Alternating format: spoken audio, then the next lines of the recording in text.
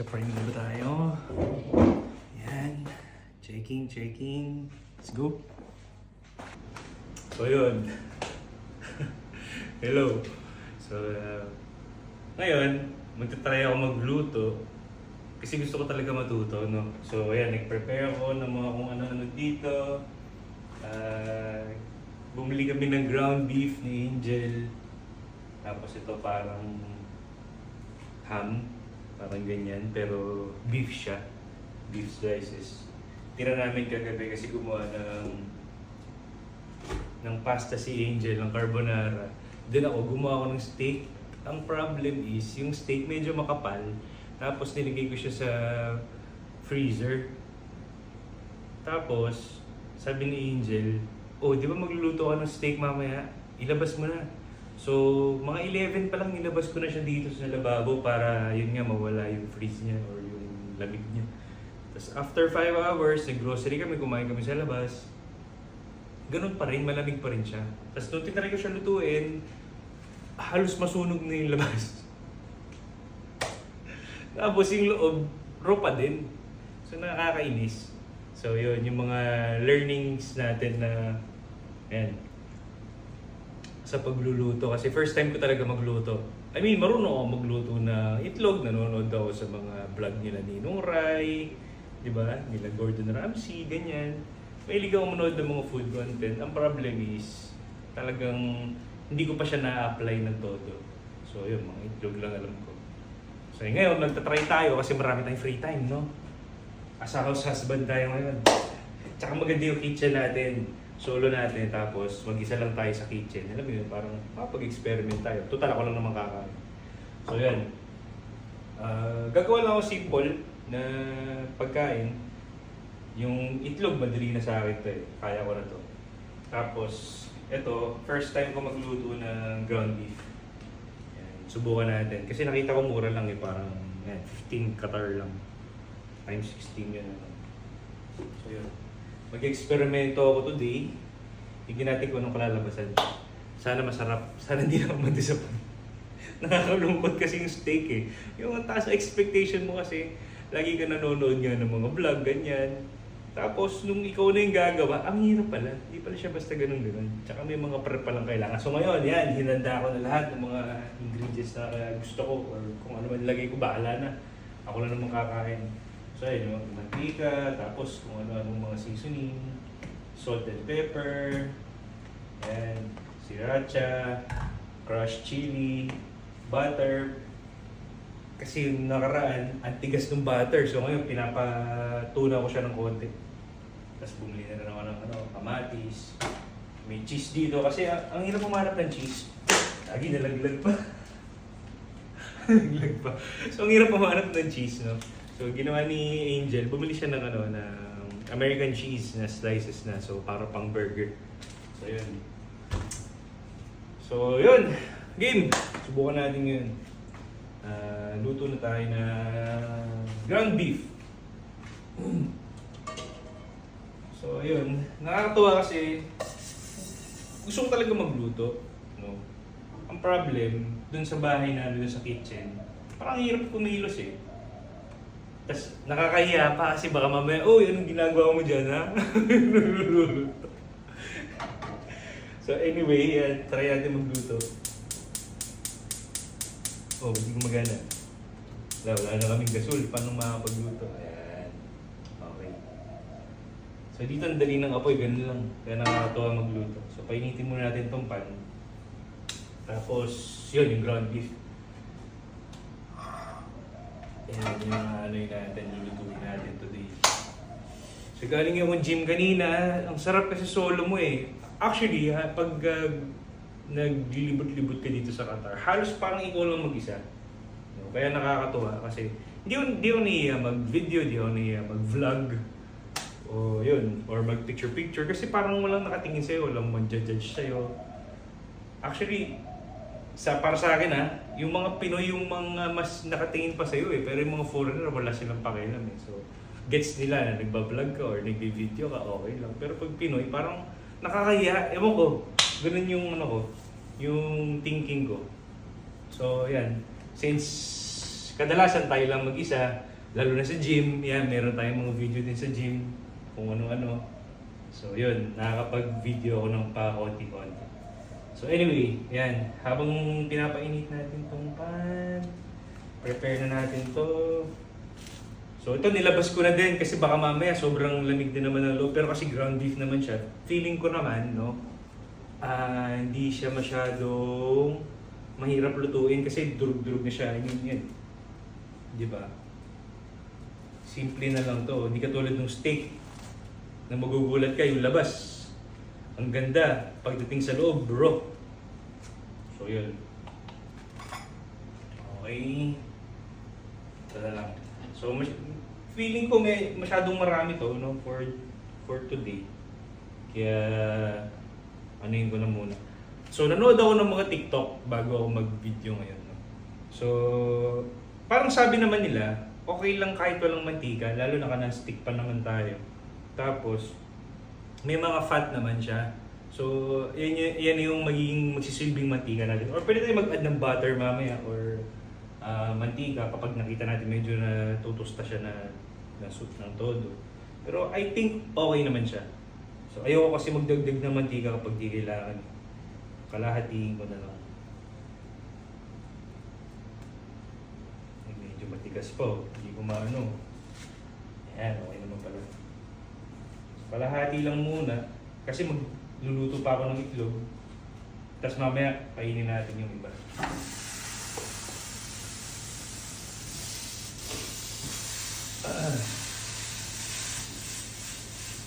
Okay.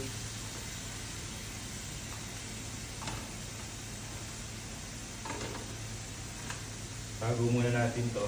Siguro sa fridge ko na lang ilalagay, hindi ko na lalagay sa freezer kasi mamayang gabi kakainin ko rin naman to. Mag-experiment muna ako ngayon. Tignan natin kung ano yung okay.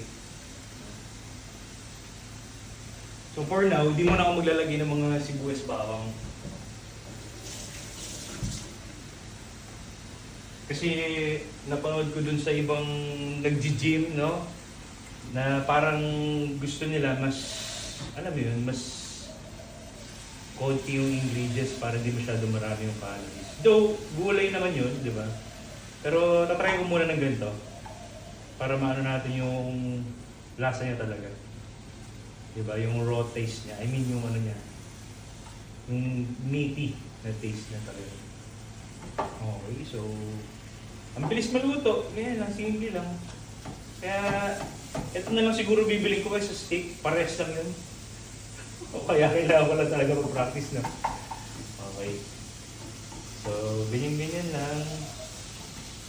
No, kung mapapansin nyo, no, parang nagtutubig naman siya dahil dun sa mantika. Yun, I guess, no? Di ako nagbamarunong. Pero tingin ko naman, yun. So, okay naman kahit di tayo dagdag ng mantika. Calories din kasi yung oil, di ba? Yan. So, simple lang, no? Tapos, habang ano yan, dagdag tayo ng mga pampalasa. Asin, syempre. Para may konting flavor. Salt and pepper lang, basic. Salt, pepper.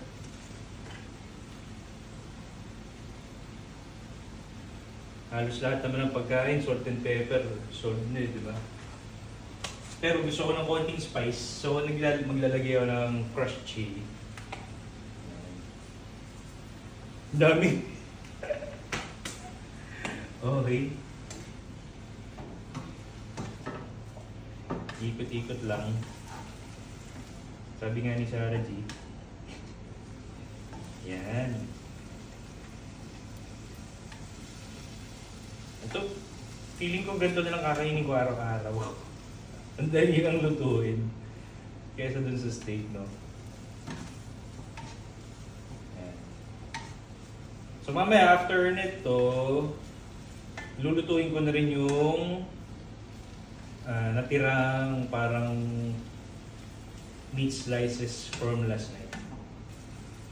Okay, habang niluto natin ito, cut muna tayo.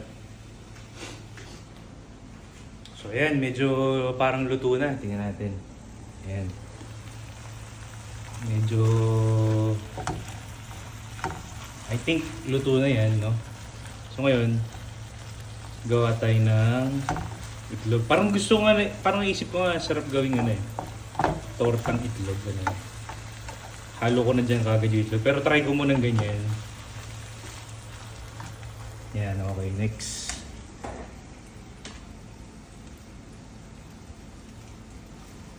Lipat muna na. Teka, try natin yung frame. Check natin yung frame. Ayos. Yan. Okay. Lipat muna natin dito sa plato.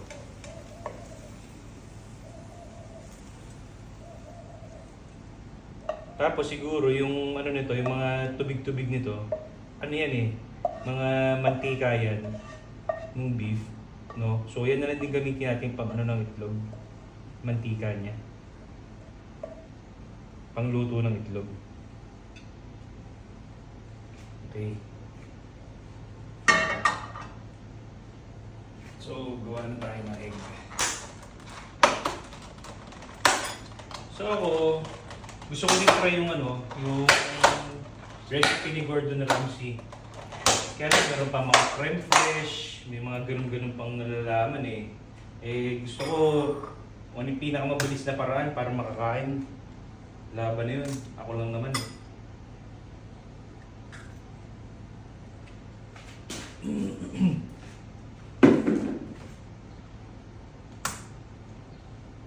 So minsan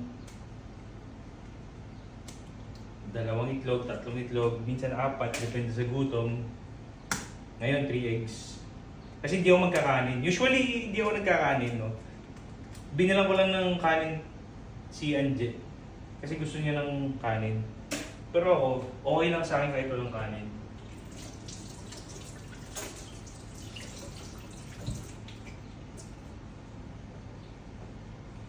Nung nag-start ako mag-diet last year, well, di naman super diet talaga. Pero yun, okay sa akin ng walang rice. Minsan, gusto ko karne lang ganyan. Okay na ako doon, laban na. So ayan, gawa lang tayo ng scrambled egg para madali. Sama-sama na.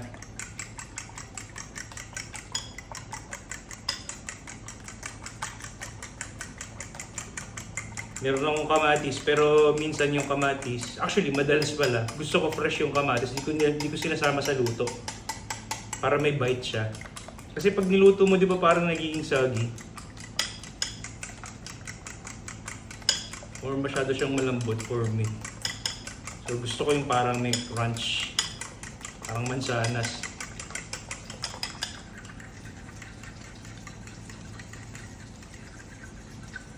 Okay. So, nagsisizzle na tong ano, pan ulit. Pwede natin ihalo. Lutuin tong itlog.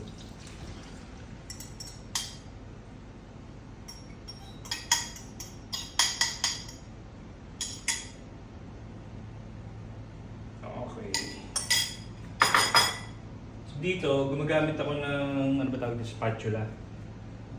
Ganyan ko. Nakita ko lang kay Gordon Ramsay.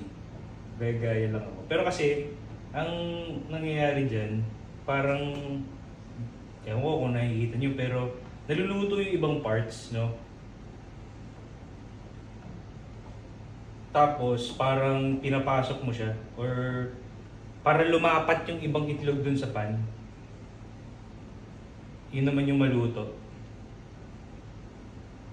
Yan, ganyan lang.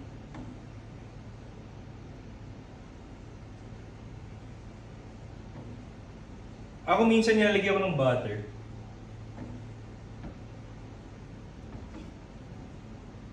Kapag ano, gusto ko ng fat. Tsaka pampasarap. Ewan ko, parang creamy siya. Ganun yung feeling ko. So naglalagay ako ng butter.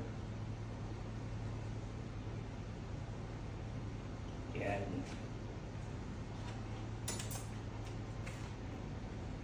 Tapos halo-halo lang ulit. Ganyan lang.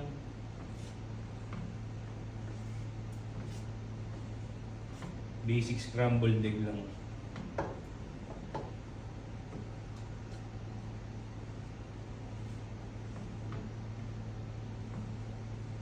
Yun yung masarap dito sa non-stick pan. Ang daling magluto. Hindi siya dumidikit. Kaya nakakatuwa sa mga beginner na katulad ko. Well, talagang newbie talaga ako sa pagluluto. Eh. Talagang iba-ibento lang ako. Tsaka nanonood ako para kahit paano. Try nating makita kung paano nila ginagawa, di ba? Magkaroon ng idea. Mahilig talaga ako kumain eh. Di ba? Pag nagta-travel kami, kung ano-ano yung tinatry ko. Like, pag merong something exotic, ganyan, or yung kung ano yung cuisine nila, yun talaga yung gusto ko i-try. Para alam mo yun, sabi nga nila, di ba, kung saan kumakain yung lokal, doon ka kumain.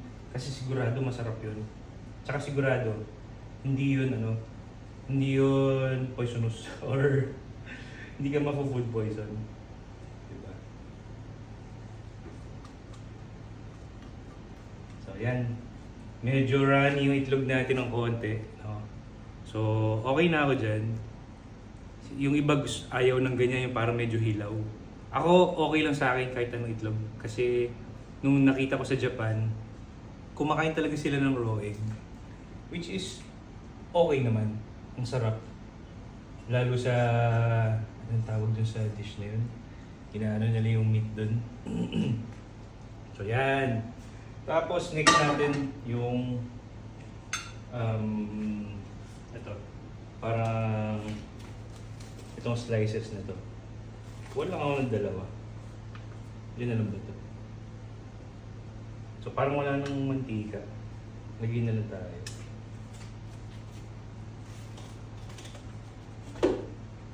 Mantika.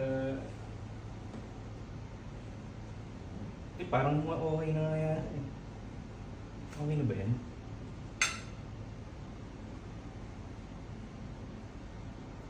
Oo, parang okay lang siya. Ganyan na lang, parang tostahin na lang natin. Tapos, ito, yung kamatis. Fresh lang tayo.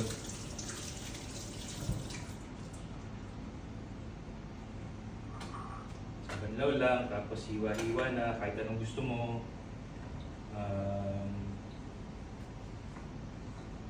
Yan. Usually, hinahati ko muna sa kalahati para makita natin kung meron mga uod-uod, di ba? So wala namang uod. So okay na yan. Laban na. Kahit anong hiwa lang. Hindi pa ako marunong maghiwa actually. Gusto ko matuto yung paghihiwa ng mabilis eh.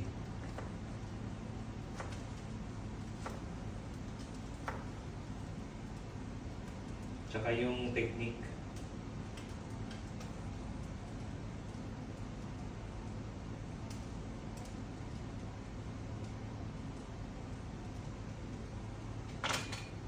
Matik na ako mahiwa. So, lagay lang natin dito yung kamatis. Ayan.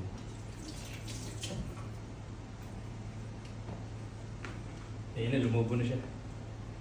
Lumalobo na yung ano natin, niluluto natin. Baliktarin lang natin.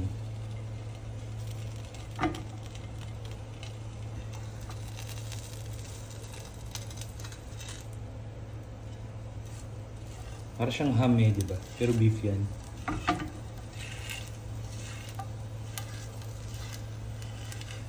Dikit natin sa gilid para maluto yung ibang parts. Alam ko, pwede mo na siyang kainin eh. Parang yung mga, ano ba tawag doon? Mga pastrami ba yung mga tawag doon? Or what? Basta yung mga ham na pwede mo nang kainin na gano'n. So yan. Yan, malapit na. So ito na yung nagawa natin. Itlog, beef, no? Basic lang. Sana masarap. Pag Pagka nakulangan ako sa alat dyan sa sa itlog, tsaka ako maglalagay ng mga panlasa. So, I guess, okay na yan. Tostado na yun.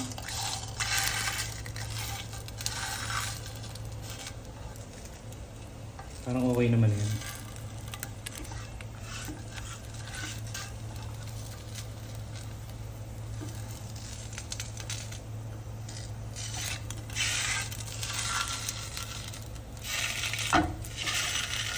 Okay. Laban na yan. Yun lang, hirap kunin.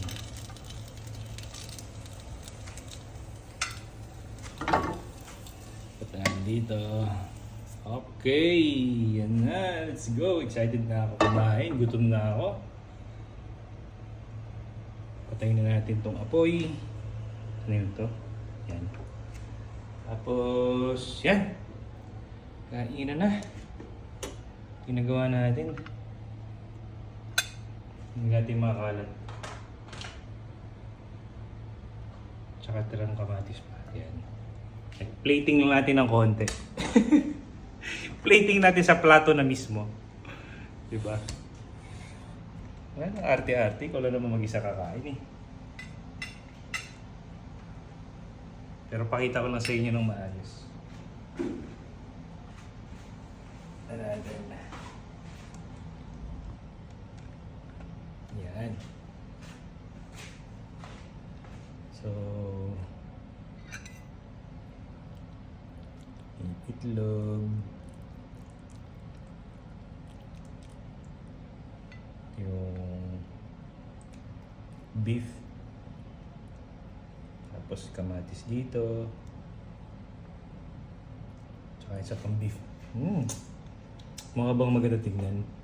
Lagay pa tayo ng konting pepper.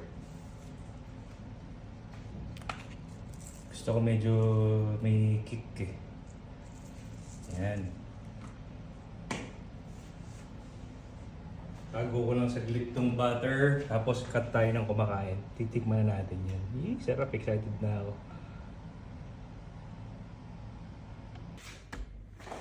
Yan. So tara, tikman na natin tong niluto natin experiment. So yun. Fresh kamatis, talagang sarap. Parang kahit ito lang tsaka kain. Itlog, solve na ako eh. Halos parang 2 days na, ganoon lang ginagawa ko. Well, wala kang kanin eh, talagang itlog lang. So try natin itong beef. Okay. Simple lang talaga, no? Medyo kulang sa alat. Pwede pa tayo magdagdag ng konting pampalasa. Sriracha, tingin ko. Naghanda din ako dito ng ng queso, pero parang too late na. Dapat yata ginawa ko yung queso, nilagay ko dun sa pwedeng sa itlog or dun sa beef mismo habang niluluto. Para medyo cheesy siya. Tingin ko mas okay yun. So, lagyan na lang tayo ibang pampalasa. Meron ako dito, yan, barbecue, tapos sriracha. So, drizzle lang natin itong sriracha. Meron din akong mustard actually. Gusto ko kasi ng spice, kadalasan, para daw yung metabolism mo ay mataas. Ang daming research no? Kala mo talaga eh. Iba talaga. Kahit hot sauce lang, iba yung flavor na nabibigay niya. Hindi nakakasawa. Masarap tong hot sauce na to. Parang medyo may konting tamis ng konti, tapos maanghang. Sarap. Solid. Try naman natin to. Sabi ni Angel kagabi, nung nagluluto siya ng pasta, nagdagdag daw to ng smoky na lasa dun sa carbonara. Which is parang di daw nagustuhan. Sabi ko okay lang naman. Masarap yung pasta sauce na ginawa niya. Sarap. Pwedeng-pwede sa sandwich. Pero, as is, ang sarap na. Maalat na siya. Kompleto na. Sarap. So, para sa akin, okay yung lasa kasi ngayon hindi na ako masyadong maalat kumain.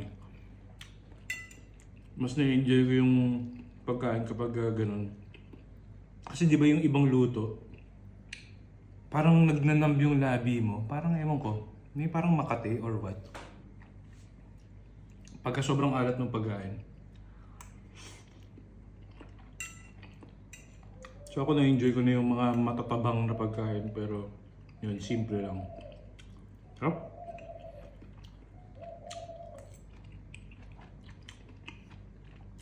So habang kumakain ako, gawa tayo ng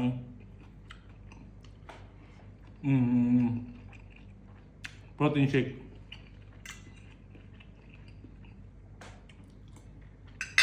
Wait lang.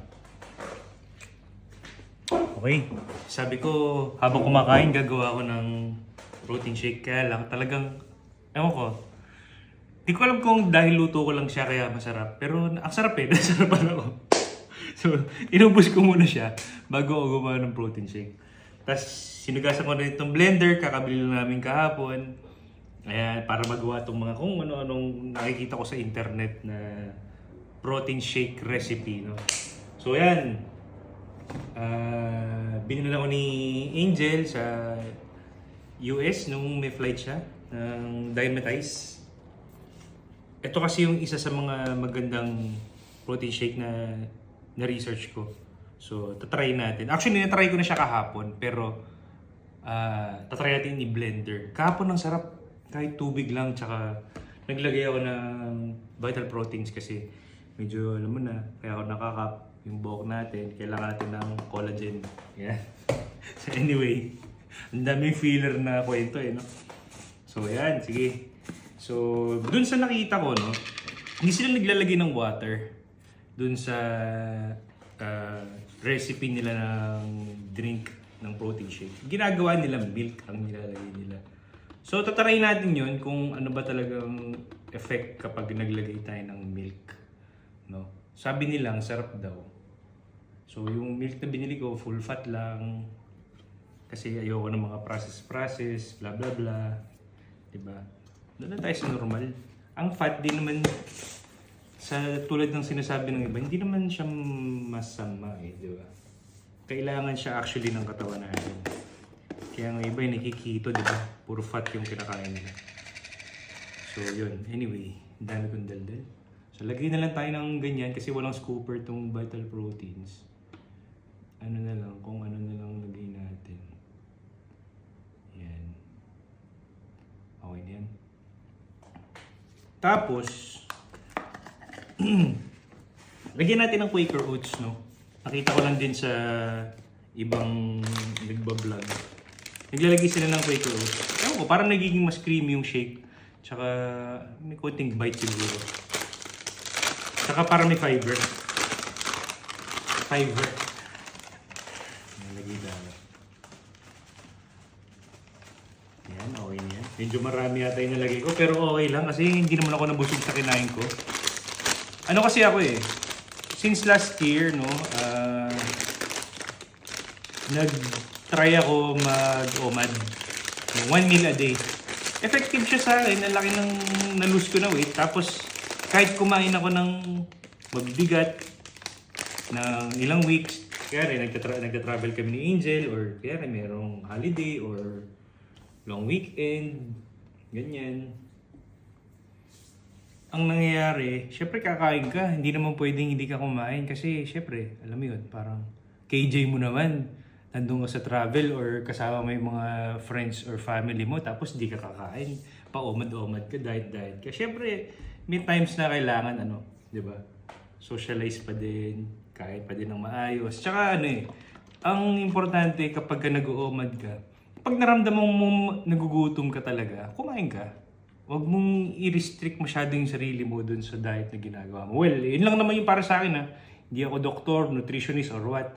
Ito na yung nag-work sa akin based on my experience. So, pagka gutom ako or nagkikrave ako ng sweets, nagkikrave ako ng salty, kumakain ako minsan. Pero wag lagi. Hindi porket tinawag ka ng sweets or ng chips, ikakain ka na. Alam mo yun, paminsan-minsan, kumain ka din. Kasi ibig sabihin lang no, sinasabi ng katawan mo na, oy, sobra ka na nagpapagutom. Hindi na tama. So, kain ka. So, ayan. Tapos, ito na nga. Balik tayo. Ang ginagawa nila is full fat milk lang. No? Lagay lang tayo. Tapos i-blender natin. Ayan. Tingin ko madami na yun, no? Pero kasi hindi pa ako uminom ng tubig. So ito na yung magiging tubig natin. Well, mag-inom pa rin tayo ng tubig. Siyempre, importante yun. Lalo na kapag protein intake ka or mga creatine, ganyan. Protein shake. Kailangan maganda yung iyong water intake. Okay, try na natin ngayon ang ating blender. Sana maganda kalabasan.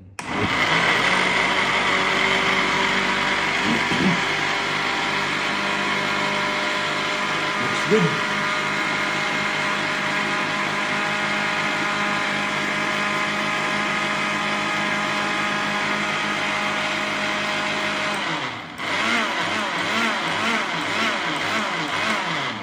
Okay.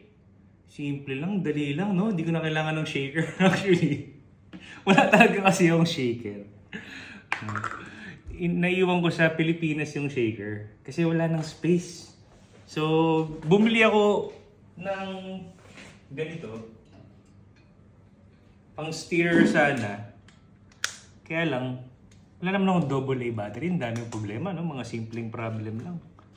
So, di ko pa na siya natatry. Binili namin to ni Angel sa IKEA. So, yun. Tapos, kailangan talaga kasi natin ng blender, di ba? Para sa mga juice. Kasi gusto din ni Angel ng juice. Meron siyang sinabi, napanood niya sa Instagram na parang daily ginagawa. Yung mga kung ano-anong prutas, ganyan. Kung ano-anong vegetables, tas daily iinumin para daw healthy. Ayan. So, bumili kami ng blender kasi, ano na, importante yung blender para madali yung buhay. So, game, tara, tikman na natin. Ako, rekta na dito kasi, why not, di ba? Kaysa maghugas pa ako ng doble-doble, pares lang yun eh. Tingnan natin kung ano lasa.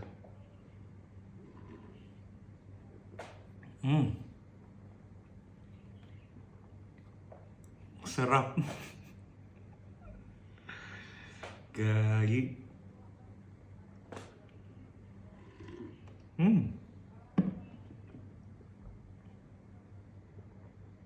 Sulit. Worth it to. Napakasarap.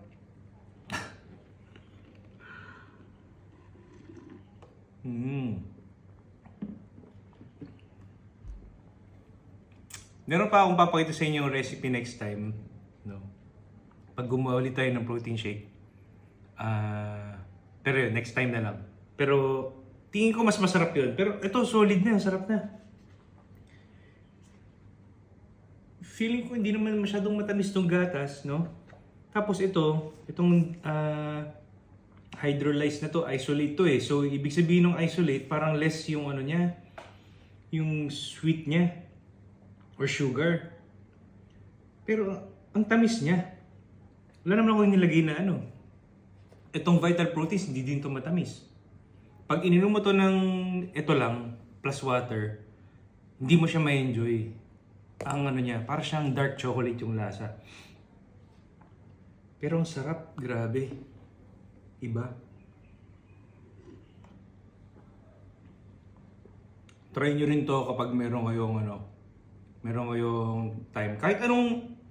Kahit naman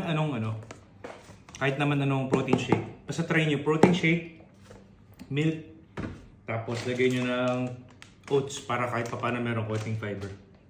Sarap. So, ubusin ko na to.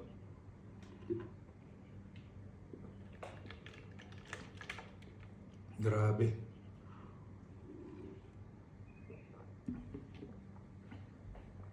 Ito pa. So since usapang diet, nakwento ko kanina, nag-uumad ako, nagpapayat ako, ganyan-ganyan. Ang laki ng pinayat ko.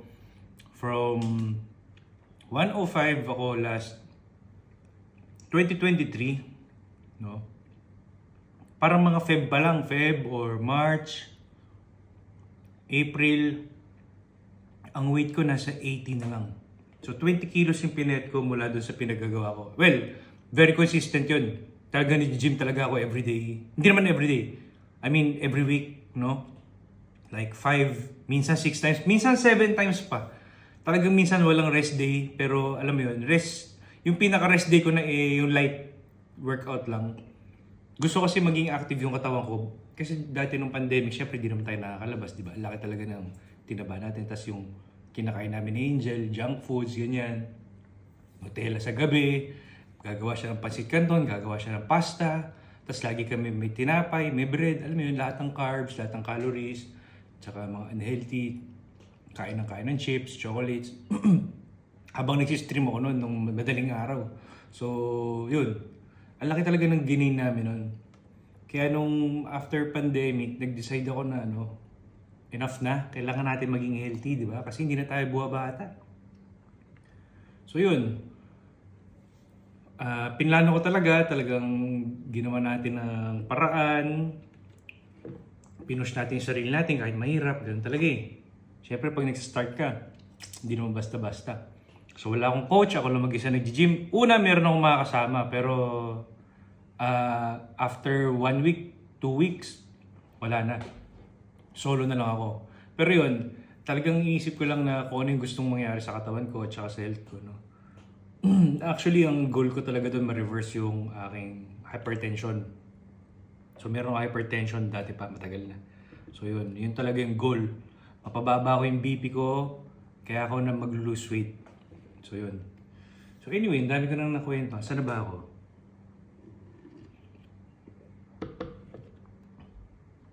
Yun nga, nag-uomad ako, ganyan-ganyan. Kasi sabi na may iba kong tropa, hindi enough yung omad, bla bla bla. Mag-calorie counting ka. Pero kasi, nung nabasa ko yung isang research tsaka isang pinapanood ko sa YouTube na si Dr. Mindy about sa fasting, ganyan. Malaking effect na yung fasting dun sa katawan mo. Parang mabilis sumunog ng fats, parang ganyan, mga visceral fat, ganyan. Pero di na ako magiging technical, basta sinasabi ko lang sa inyo experience ko na yung ulam ko ng lunch, tsaka ulam ko ng dinner, sabay ko kinakain ng dinner. Nagpo-protein shake pa ako, ganyan. Basta merong exercise pa rin, no? Importante yung weight lift or ano bang tawag doon? Basta yung weight lift. Kasi pag nung napansin ko, nung nagka-cardio ako, tumatakbo ko, jogging, ganyan. Lakas nga ng pawis. Ang problem, after mo mag-cardio, gutom ka. Sobrang gutom ako after. Pero pag nag-gym ako, okay siya for me. So yun, based sa experience ko, okay yung pag-gym talaga. Malaking effect. Kahit akala mo hindi ka masyadong pinapawisan, malaki yung effect niya sa weight loss.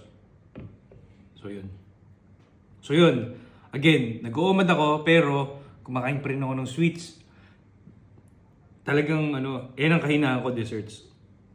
Either saging lang sa after meal, minsan chocolates talaga. Actually, hindi minsan, madalas eh. After meal, nagcho-chocolate talaga ako. Kumbaga hindi ko nire-restrict yung sarili ko masyado pagdating sa diet, no. Pero yun, based naman sa experience ko nga, tulad sinabi ko, effective naman siya. So yun lang yung gusto kong i-share, na huwag niyo masyadong i-restrict yung sarili niyo, kasi kapag ka ni-restrict mo tapos nag-crave ka, isang craving mo lang, biglang downhill ka na naman kasi mawawala na naman yung disiplina mo, ganyan, tuloy-tuloy na siya, kakain ka na naman, diba?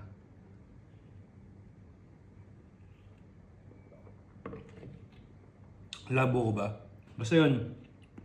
Basta pag gutom ka, kumain ka. Pero, yung kinakain mo, no? Piliin mo na lang. Yun na lang yung pinakamaganda. So kunyari yan, mga katulad ng pinrepare ko kanina, sobrang simple dish lang, di ba? As in, ang pampalasa ko, sriracha. No, hindi ako naglagay ng mga ketchup, mayonnaise, or yung mga high in calories na processed sobra. So, yun. Kainin mo lang yung mga healthy or simple, no? Simple foods, hindi yung mga processed, di ba? So, yun. Naging nutritionist bigla. So, yun. Sarap, sobra.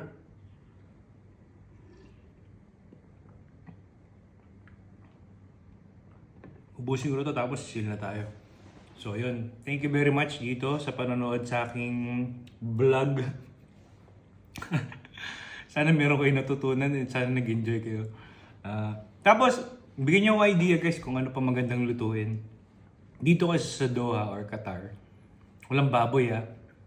So yan, ano lang, beef, chicken, lamb. Yan. Yun yung mga kinakain nila dito. Tsaka gulay. So, turuan niyo ako. Kasi, yun nga, tulad sinabi ko, hindi ako marunong magluto. No? First time ko to. Or sa mga, sa diet, kung baka meron kayong mabibigay pang tips sa mga supplements or anything, basta anything about health, anything. No? Kahit sa pagsasalita ko or sa style of vlogging, kung meron kayong ma-recommend, basta sabihin nyo lang lahat sa comment section, tumatanggap ako ng criticism. Okay lang yan. Negative feedback or anything, okay lang yan. So yun, turuan nyo ako guys. Thank you very much.